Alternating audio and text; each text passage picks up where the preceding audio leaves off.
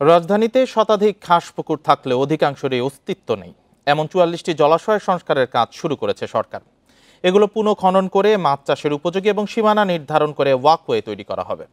সকালে কেরানীগঞ্জে পরিবেশ, বন ও পানি উপদেষ্টা সৈয়দা রিজওয়ানা হাসান এই কর্মসূচির উদ্বোধন করে বলেন, টেকসই পরিবেশ নিশ্চিতে জলাশয় সংরক্ষণের বিকল্প নেই। এ নিয়ে আলোচনা করতে রাজধানীর উত্তরা থেকে আমাদের সঙ্গে যোগ দিয়েছেন নগর পরিকল্পনাবিদ মোহাম্মদ ফজলে রেজা সুমন। মোহাম্মদ ফজলে রেজা সুমন, স্বাগত ইন্ডিপেন্ডেন্ট টেলিভিশনের সংবাদে। শুরুতেই যদি এভাবে আপনার থেকে জানতে চাই যে নদী খাল দখলমুক্ত হলো না, পুকুর নিয়ে টানাটানি করে কোনো লাভ আছে কিনা? অনেক ধন্যবাদ। আপনি কি আমাকে শুনতে পাচ্ছেন? জি, আমি শুনতে পাচ্ছি, আপনি বলুন। ধন্যবাদ। আসলে মূলত এই আপনারা যে নিউজটা প্রচার করলেন ৪৪টা পুকুর নিয়ে, যে খাস ল্যান্ড পুকুর নিয়ে নতুন কার্যক্রম শুরু হয়েছে, এই কার্যক্রম মূলত ঢাকা শহরের উন্নয়ন কার্যক্রমে নিয়ত যে অ্যাপেক্স বডি নগর উন্নয়ন কমিটি তার 2023-এর একটা সবার সিদ্ধান্ত ক্রমে রাজধানী কর্তৃপক্ষকে দায়িত্বভার ন্যস্ত করা হয়।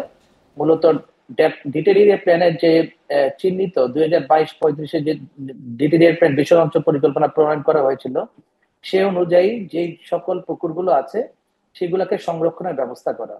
মূলত ডিটেরিয়াল প্ল্যানে আমাদের প্রায় 17.29% পুরো ঢাকা শহরের ডিএমডিপি এরিয়ার যে আমাদের ওয়াটার বডি জলাশয় ছিল, এই জলাশয়গুলোর মধ্যে আমাদের 43টা ছিল এই নদী, এবং তার মধ্যে 18,688টা ছিল বিভিন্ন সাইজের পুকুর। তার মধ্যে সেন্ট্রাল আরবান এরিয়ায় প্রায় 220টা পুকুর সরকারি এবং বেসরকারি ভাবে যে পুকুর এগুলো বিদ্যমান এখনো আছে। তার মধ্যে প্রায় 50টা পুকুর যেগুলা ভেস্টেড প্রপার্টি এবং খাসল্যান্ড হিসাবে চিহ্নিত আছে, যেটা ডিসি অফিস থেকে রাজধানী উন্নয়ন কর্তৃপক্ষে ন্যস্ত করা হয়েছিল, সেটাকে দিয়ে রাজধানী উন্নয়ন কর্তৃপক্ষ সেই 2023-এর যে নগর উন্নয়ন কমিটির সিদ্ধান্ত অনুযায়ী নতুন একটা প্রকল্প গ্রহণ করে, যেটার নাম assessment of schematic restoration plan of vested property and খাস পন্ডস আন্ডার রাজুক এরিয়া। এবং তার ভিত্তিতে 50টা পুকুরের যে মাস্টার প্ল্যান, লেআউট প্ল্যান এবং নগরবাসীর জন্য একটা অ্যামিউজমেন্ট এরিয়া হবে এবং এগুলোকে পুকুর সংরক্ষণ করবে, সেটার উদ্যোগ নেওয়া হয়।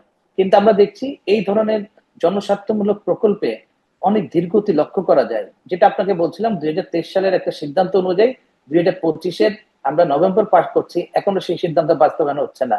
আমরা মূলত নগর পরিকল্পনাবিদ যারা আছি তারা বলেছিলাম যে এটা আমরা বাংলাদেশ ইনস্টিটিউট অফ প্ল্যানার্স থেকে, যখন আমি সভাপতি ছিলাম তখন আমি এটা উল্লেখ করেছিলাম, সরকার বিভিন্ন রকম প্রকল্প নেয়, অনেক হাজার কোটি টাকার প্রকল্প নেয়, কিন্তু নাগরিকদের সুযোগ সুবিধার জন্য এবং শহরের ওয়াটার বডি যেগুলো আমাদের হিট অ্যাবজর্ব করার যে ব্লু নেটওয়ার্কের একটা পার্ট, ওই পুকুরগুলো 220টা পুকুর, সেটা সংরক্ষণের জন্য শুধু এটা সরকারি ভাবে না, বেসরকারি মালিকানা যে পুকুরগুলো আছে, এটা যে সরকারের আওতায় তাদেরকে কাছ থেকে এই এরিপা, যেটা acquisition and requisition of immovable property act 2017, সে অনুযায়ী এটা যদি সরকারের আওতায় না আসে, সেটাকে সংরক্ষণ করা কিন্তু সম্ভব হবে না। সুতরাং সেই সংরক্ষণের স্বার্থে সরকারকে এই ব্যবস্থাটা আসলে নিতে হবে।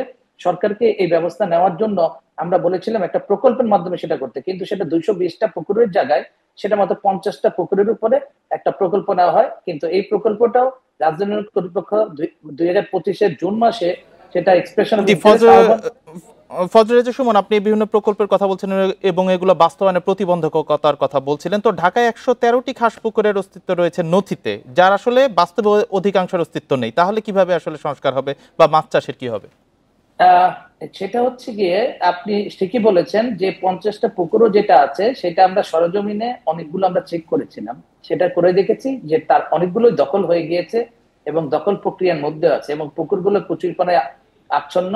সেই জায়গাগুলোর ক্ষেত্রেও আসলে এটাকে, কিন্তু যেহেতু সেটা খাসলেন, সরকার সেই জায়গাগুলোকে অবশ্যই সেভাবে করে নিয়ে আসতে পারবে বলে আমরা বিশ্বাস করি এবং এটা প্রকল্পের মাধ্যমে সেই উদ্ধার করা সম্ভব। আমরা বিশ্বাস করি এই 50টা পুকুর সহ আরো 220টা পুকুর কিভাবে এই নগরবাসীর জন্য সরকার উন্মুক্ত করতে। ফজলে রেজা সুমন, আশা করছি কার্যকর পদক্ষেপের মাধ্যমে সরকার এগুলো বাস্তবায়নের চেষ্টা করবে। আপনাকে অনেক ধন্যবাদ আমাদের সাথে যুক্ত হওয়ার জন্য।